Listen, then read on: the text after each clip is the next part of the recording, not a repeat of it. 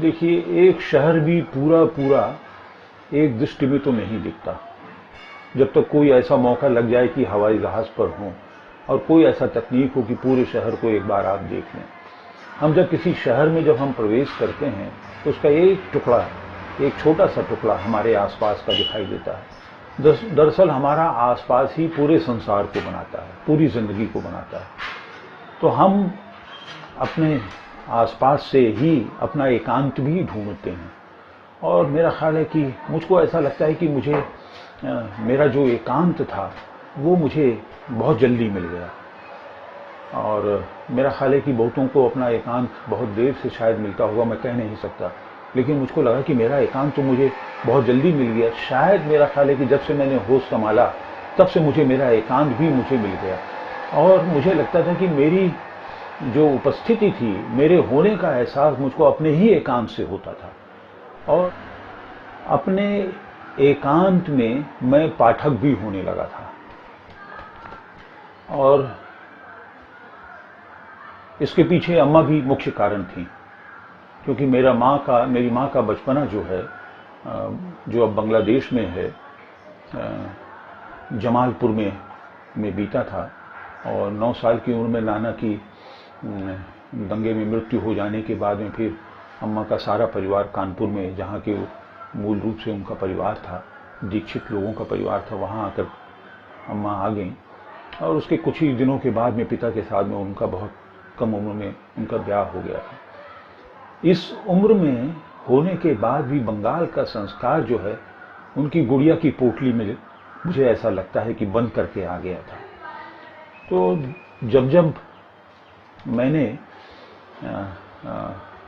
अपने एकांत को पाने के सिलसिले में जब पाठक होने के रास्ते में चल रहा था, कोई किताब पढ़ता हुआ अम्मा को दिख जाता था तो अम्मा जरूर पूछती थी क्या पढ़ रहे हो। ये मुझे जरूर कहा जाता था अम्मा के द्वारा कि तुमको रविंद्रनाथ पढ़ना चाहिए, बंकिम चंद्र पढ़ना चाहिए, शरद चंद्र पढ़ना चाहिए।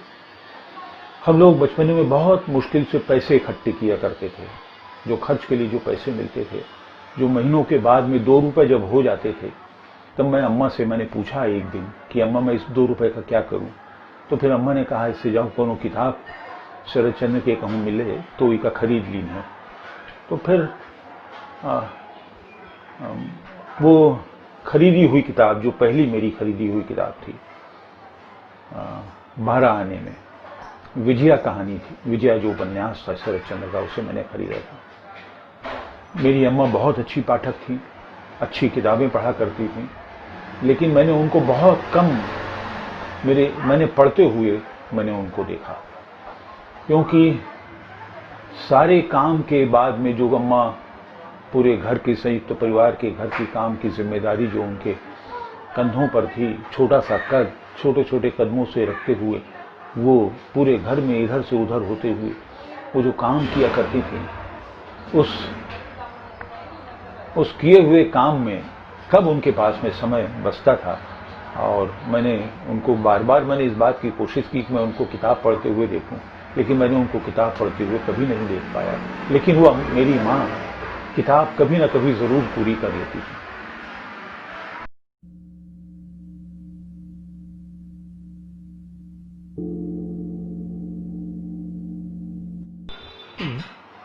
जिस आसपास और जिस दुनिया में जीते हैं,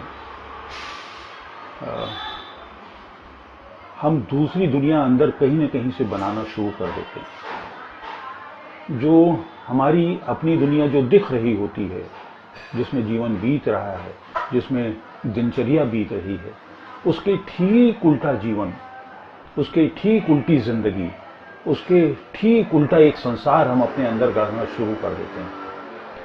तो दरअसल इस गढ़ने में कल्पना का एक बहुत बड़ा हाथ होता है, और कल्पना को मैं एक यथार्थ के रूप में लेता हूं, एक ऐसा यथार्थ जिसको मैं सोच पाता हूं, जिसको मैं सोच लेता हूं, और कहीं ना कहीं से वो एक प्रतिक्रिया ही होती है, जो हमारी रोजमर्रा की जिंदगी है उसकी एक प्रतिक्रिया के रूप में ही होती है। तो हम अपने कल्पना, अगर कहीं कल्पना का सहारा नहीं होता तो मेरा हाल है कि जिंदा रहना भी बहुत मुश्किल होता।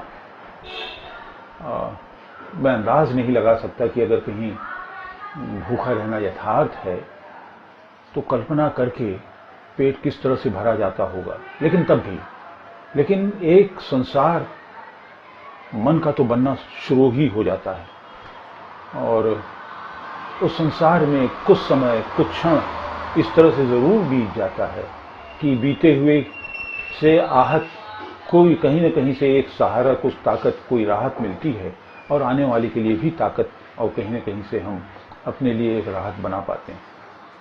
तो शायद मेरा ख्याल है कि कल्पना ही एकमात्र कारण होगा। कई बार मैं सोचता हूं कि कल्पना का पर्यायवाची क्या होता होगा, तो मुझे हर बार ये लगता है कि कल्पना का पर्यायवाची तो आकाश है और जिसकी तरफ नजर रख करके आप तो न मालूम कितनी चीजों के बारे में सारी चीजें सोच सकते हैं और आपको अपना संसार बनाने में बहुत आसानी होती है। तो उस कल्पना के पर्यायवाची आकाश की तरफ देखना मुझे हमेशा बहुत अच्छा लगा। और इसमें भी देखिए, क्योंकि मुझे फिर अपनी माँ की याद आ रही है। अम्मा को वहीं सोना सबसे ज्यादा अच्छा लगता था जहां से आकाश दिखाई दे। अपनी खटिया उस तरफ जरूर सरका लेती थी, उस खिड़की की तरफ जहां से आकाश दिखाई देता है। आंगन में सोना उनको बहुत अच्छा लगता था। हम सारे के सारे परिवार के लोग आंगन में सोया करते थे और उसके बाद में तारों के द्वारा और सारी चीजों के द्वारा जो आकाश हमको दिखाता है, हम दूसरी दुनिया गढ़ने का काम करते थे। तो स्वप्न देखना तो मुझको याद नहीं है कब से आया। कोई मुझसे पूछे कि स्वप्न कब से देखना शुरू किया, तो ये बताना मेरे लिए बहुत मुश्किल है। और स्वप्न देखना तो मुझको आया ही नहीं कि किस तरह से स्वप्न देखना चाहिए। और स्वप्न देखने का काम एक ऐसी काल्पनिक स्थिति मैंने ये मान ली है कि शायद इसी तरह का स्वप्न होता होगा जो मैंने देखा नहीं है, कि दुनिया बहुत सुंदर हो। तो शायद मेरा ख्याल है कि इसी कल्पना में मुझे अच्छाइयां ज्यादा, लोग बहुत अच्छे हैं, तो मेरे ज्यादातर पात्र आपको दिखाई देंगे कि बड़े अच्छे पात्र होते हैं।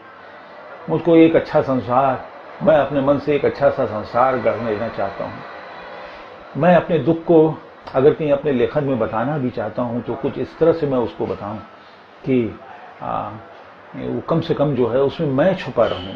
शायद उनको ऐसा लगे कि उनका भी शायद ऐसा कुछ अपना दुख हो।